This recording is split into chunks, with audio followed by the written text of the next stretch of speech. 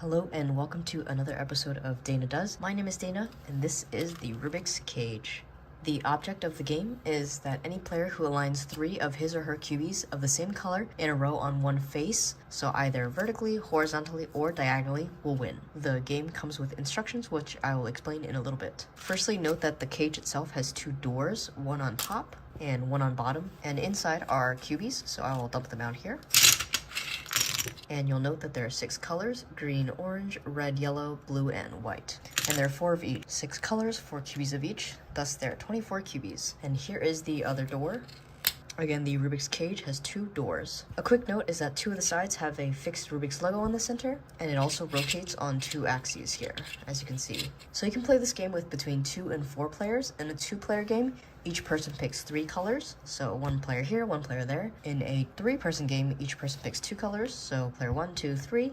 Of course, you can divide the colors how you want. I'm just dividing them in rainbow order here. And in a 4-player game, each person selects 1 set of cubies, and the unused ones are put off to the side. So again, we're just arbitrarily picking 4 colors here. Another thing to note is that you have to remember the colors of your cubies because, for example, if you're playing 2-player game, these are going to be your colors. So if you have 3 in a row this way, you have to remember that you're actually winning like this. In this case, I'll divide it up into player 1 being the top half of the rainbow colors and player 2 being the bottom half of the rainbow colors. As for each player's turn, they can do one of 3 things. They can insert a cubie, and to do so, you open the top door, you place a cubie in, and you put the door back on. So that's inserting a cubie. The second move a player can do is called turn the cage, in which case you turn one layer of the cage 90 degrees in either direction. So for example, let's say the game was like this, and player 1 decided to go like that. And you'll see this is very interesting because the piece that was initially in the middle layer is now on the bottom layer. And the last thing a player can do is to flip the Rubik's Cage upside down by rotating it 180 degrees. So in this case, we take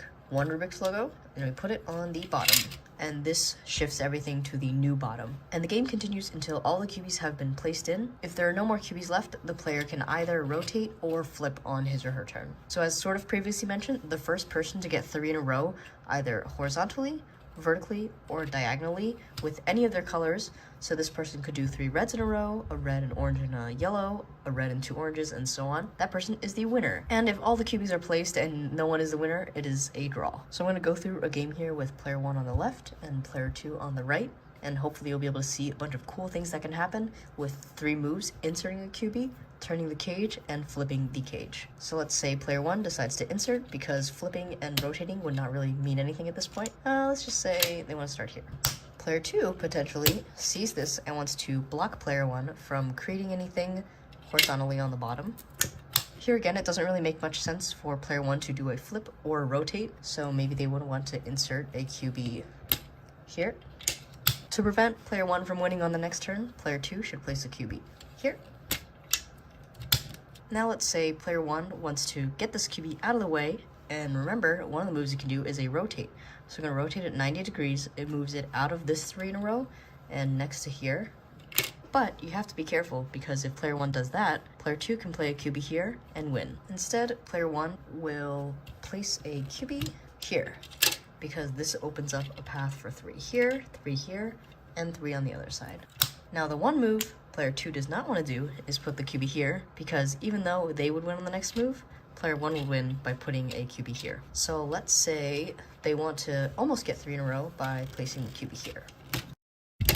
The main move player 1 has is to block the 3 in a row by placing a cubie here.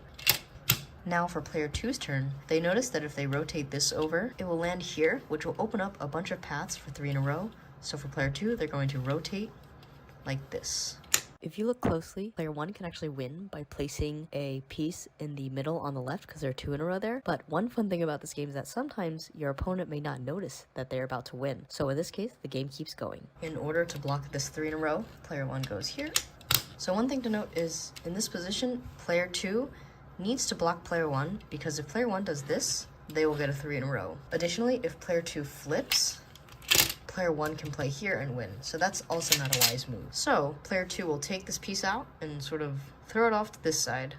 But also you'll note that player 1 will win by putting a cubie here. So I think the only move that player 2 can do here to avoid losing is to rotate the bottom layer 90 degrees. Because you'll note in this position, there's no way for player 1, who's red, orange, and yellow, to place a QB for 3 in a row. Now it's player 1's turn. There's quite a few things they can do. They have some almost 3 pairs like this one, almost missing one here, missing a couple here. Let's say player 1 places a piece here. Player 2 needs to block by putting a piece here. Now let's see, what is the best move for player 1? One fun part about this is that you need to visualize what's going to happen when you flip or turn the cage. So I'm picturing in my head what will happen if I flip the cage. For example, these two will end up here and this one will end up here. Because I haven't done this move in this game yet, let's say player 1 flips the cage. So you notice this is pretty advantageous for player 1 because they have some almost done rows here and some almost done things over here. Now for player 2, let's see. They also have these two and this one here. So if player 2 goes here, player 1 will need to block by going here, which, as you can see, results in a 3 in a row for player 1. So player 1 would win this one. That was just a sample of a game, but as you can imagine, a lot of things can happen, as you saw, when you do some rotations, some flips, some more rotations, and as you place more and more QBs, it's very, very interesting to try and picture what is going to happen when you do your next move. Another thing is that there are the perfect number of QBs to fill up the cube, so you can pack everything away like so. And this puzzle is very easy to pack up. You can bring it on vacation, throw it in your backpack, and play with between 2 and 4 people. This game is quite a lot of fun. Again, my name is Dana, and this is the Rubik's Cage.